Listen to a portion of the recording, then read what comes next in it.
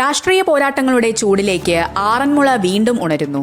വ്യക്തിപരമായ എതിർപ്പുകളെയും കുടുംബത്തിന്റെ പിന്മാറണമെന്ന ആവശ്യത്തെയും വെല്ലുവിളിച്ച് തന്റെ രാഷ്ട്രീയ നിലപാട് വ്യക്തമാക്കി ആരോഗ്യമന്ത്രി വീണ ജോർജ് വീണ്ടും തിരഞ്ഞെടുപ്പ് ഗോദയിലേക്ക്.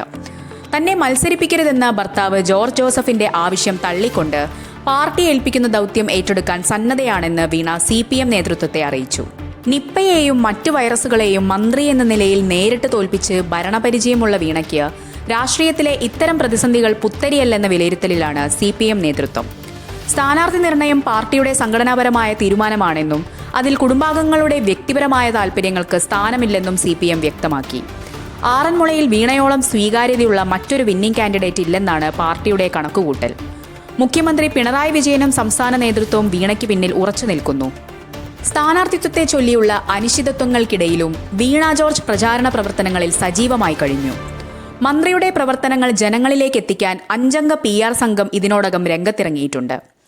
കഴിഞ്ഞ ദിവസം പത്തനംതിട്ടയിൽ നടന്ന പൊതുപരിപാടികളിൽ സജീവമായി പങ്കെടുത്ത മന്ത്രി വിവാദങ്ങളോട് പ്രതികരിക്കാതെ തന്റെ രാഷ്ട്രീയ ദൗത്യത്തിൽ ശ്രദ്ധ കേന്ദ്രീകരിക്കുകയാണ്. ഓർത്തഡോക്സ് സഭയിൽ വലിയ സ്വാധീനമുള്ള ഭർത്താവിന്റെ നിലപാട് വോട്ടുകളെ ബാധിക്കുമോ എന്ന ആശങ്ക പ്രാദേശിക തലത്തിൽ ഉയരുന്നുണ്ടെങ്കിലും അതെല്ലാം നയതന്ത്രപരമായി പരിഹരിക്കാനാണ് CPM തീരുമാനം. 2016-ലും 2021-ലും നേടിയ തിളക്കമാർന്ന വിജയം 3-ാം തവണയും ആവർത്തിക്കാൻ വീണയുടെ ജനപ്രീതി സഹായിക്കുമെന്ന് പാർട്ടി ഉറച്ചു വിശ്വസിക്കുന്നു.